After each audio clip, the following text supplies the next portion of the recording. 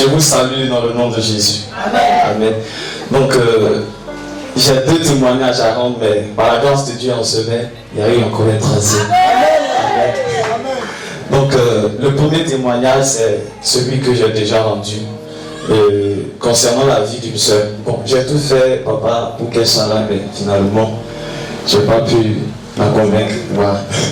Donc, je pense qu'avec le temps, il serait là. En fait, elle était atteinte d'un fibrome.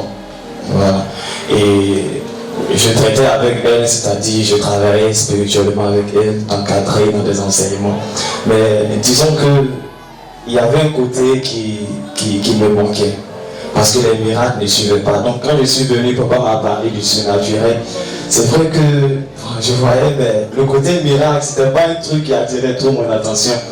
Donc je voyais la sœur, Dieu me disait, prie pour elle. Bon, je vais un peu expliquer aujourd'hui ce qui s'est passé parce que la dernière fois, j'ai été un peu bref.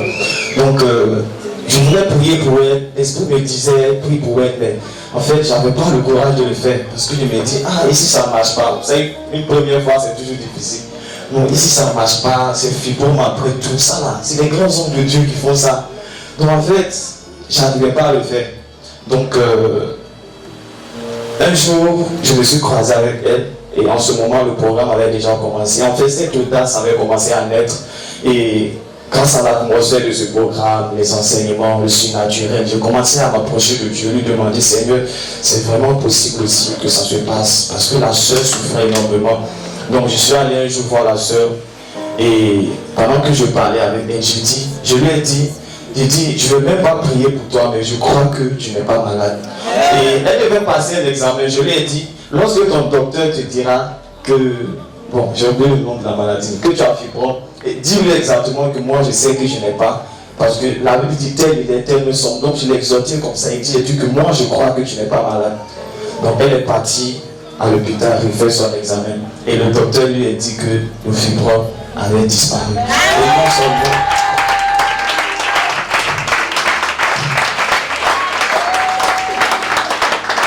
Et non seulement ça avait disparu, mais le docteur a encore donné une information que la sœur était enceinte. Voilà, j'ai appelé avec parce qu'elle n'est pas mariée, elle est enceinte. Donc je voulais la reprendre un peu et dire, bon d'accord, on va laisser la joie, mais après elle va gérer ça. Donc c'était vraiment le premier témoignage et c'est comme ça que Dieu vraiment a commencé à me faire comprendre le surnaturel et j'ai commencé vraiment à pouvoir m'appliquer et souvent un jour j'ai vu papa au bord même, je dis vraiment papa prie pour moi parce que j'avais du mal de ce côté là mais je vois que vraiment Dieu est en train de le faire et je sais qu'il va encore faire de plus grandes choses. Amen. Donc le deuxième témoignage ça concerne ce même surnaturel. Amen. Je vais dire c'est vrai mais comme papa l'a dit, je ne voyais pas de miracle qui suivait et les gens rendaient tout le temps témoigner à l'église. Mais bizarrement, raison pour laquelle la dernière fois ma petite soeur m'a cherché parce que j'avais pas trop l'habitude de rendre témoignage à l'église parce que je ne voyais pas trop de surnaturel, des choses extraordinaires arriver. Donc j'étais là, un temps j'avais eu un premier boulot, je travaillais et au bout d'un moment, j'arrivais plus à me concentrer sur mes méditations et tout ça. Donc j'ai déposé une démission, j'ai arrêté. J'ai dit que je voulais mieux me concentrer sur le Seigneur et tout ça. Donc ça faisait des années que je ne travaillais même plus. Donc un bout de temps, je voulais recommencer le boulot, mais c'était un peu compliqué. Voilà, je ne gagnais pas du tout. Donc j'ai dit d'accord, j'étais assis, il dit de toute manière, le jour ça va venir, je vais aller travailler. Donc c'est là, quand on priait pour le programme encore et tout ça, tout le temps, je priais, je mettais dans mon cœur, je parlais à Dieu, je parlais à Dieu. Et ça n'a même pas duré, je pense que je suis venu 2 semaines, je pense bien que c'était la 3e semaine, un truc comme ça. Donc il y a une dame qui m'a appelé. Elle dit à quelqu'un qui lui a remis mon dossier. Et je lui ai dit simplement que est-ce que c'est mon ancien patron? J'ai dit non. Parce que c'est la seule personne avec laquelle j'ai travaillé dans le même boulot, c'est les services de call center, services de communication. Donc je sais que c'est la seule personne, si ce n'est pas la personne, je n'ai jamais travaillé dans une société de call center. Elle dit non, que c'est pas ton patron, je ne le connais même pas. Donc j'étais étonné de comment est-ce qu'elle a eu mon numéro, de comment est-ce qu'elle m'a contacté. Et je suis allé à l'entretien. quand je suis allé à l'entretien, on a eu à discuter du salaire et tout ça, les jours de service. Et je lui ai dit, jusqu'à un gris, moi je ne peux pas, parce que le bourgon un gris, ce serait les mêmes choses. Je vais rentrer tard, je n'aurai pas le temps de me concentrer sur Dieu. J'ai commencé à lui parler un peu dans le bureau. Donc, elle dit, bon d'accord, je vais réfléchir, je vais voir. Et après, elle m'a rappelé le lendemain, elle m'a dit, et si je trouvais une maison pour toi ici à Angers? Et si je trouvais une maison ici à Angers pour toi, est-ce que tu peux venir travailler?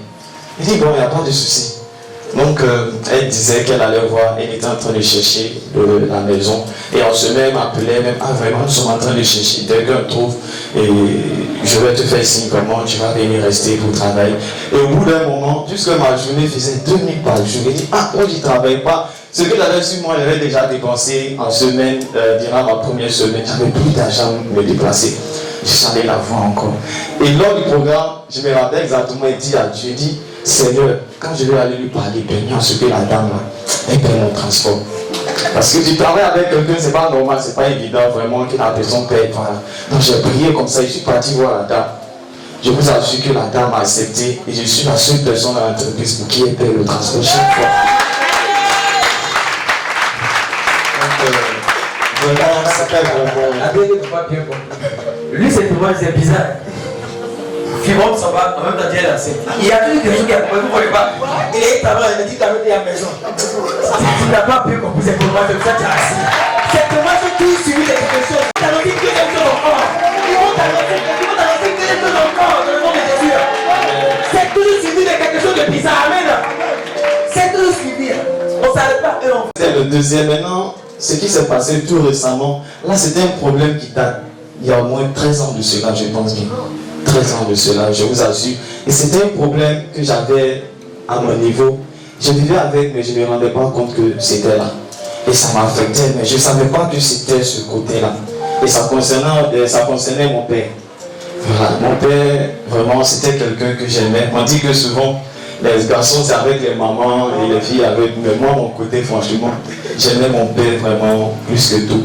Donc, après le décès de mon père, après des années, j'arrivais toujours pas à accepter du fait qu'il était mort. En fait, j'étais énervé contre lui. Donc, à chaque fois, quand j'étais seul dans la maison, je parlais contre lui. Je dis, mais pourquoi? Donc, après sa mort, puisqu'on était jeunes, voilà, je suis le plus grand fils de mon père. Bon. Donc, l'héritage, normalement, c'était moi. Donc, quand j'étais petit, ma mère m'a dit, quand j'avais grandi, qu'on m'avait menacé de mort en famille, que les gens voulaient me faire du mal avec la vieille, tout ça. Donc, elle m'a pris, aller me cacher un peu chez mon oncle. Donc, quand j'ai grandi, c'est pas l'héritage là qui comptait pour moi, mais du fait que lui n'était pas là, c'était un manque, il y avait un vide. Et en ce moment, je ne connaissais pas trop le Seigneur, donc ça m'affectait. Ça fait que je n'arrivais pas à pouvoir aimer, j'étais Dieu envers tout le monde. Donc les gens me disaient, est-ce que toi-même tu as reçu assez d'amour quand tu étais petit et tout ça? Donc j'expliquais jamais à quelqu'un, mais j'étais très amer. J'étais très amer. Donc quand j'ai appris à connaître le Seigneur, bon, il a comblé ce vide, c'est vrai, mais il y avait encore une plaie cachée que je ne savais pas que c'était l'amour. Donc c'est récemment, après le dernier programme, quand on parlait des hôtels de famille et tout ça, bon, je suis parti à la maison et quand je suis parti, il y avait un léger sommeil qui m'avait emporté et je dormais et c'est comme s'il y avait quelque chose, une chaleur dans la chambre. En fait, il était descendu sur moi dans la chambre. Donc c'est comme si le Seigneur était en train de me parler et je sentais en fait comme mon cœur qui était en train d'être guéri de ça. Et l'Esprit me disait que tu vois que c'était pas encore parti, c'était pas encore parti. Donc disons que ce côté m'a beaucoup aidé parce que ça m'empêchait vraiment de vivre les amitiés du monde, bon, comme le font la plupart des jeunes, les femmes et tout ça. Donc je n'ai jamais eu même de relation avec un ami, avec une femme, des relations, tout ça, non. J'étais très amer. Donc vraiment, quand le Seigneur m'a libéré de ça, je me suis réveillé le matin. En fait, même mon sourire avait changé, je vous assure, ma joie était. Il y a des choses qui ont commencé avec. Je vous assure, il y a des choses qui ont commencé vraiment à changer en moi. Et je me réveille le matin, je ne sais pas pourquoi j'étais en train de rire, de sourire. En fait, j'étais heureux. Il y a longtemps que je n'avais pas vécu cette joie. Et vraiment, je pense que par la grâce de Dieu, je vais arrêter de parler à mon père et lui pardonner du fait qu'il est parti. Amen. Amen. Donc vraiment, je bénis le nom du Seigneur pour cette église. Je bénis le nom du Seigneur pour la vie de mon papa, vraiment pour toute la grâce sur sa vie qui opère aussi dans nos vies. Amen. Donc c'était vraiment mon témoignage. Que Dieu vous bénisse. Amen.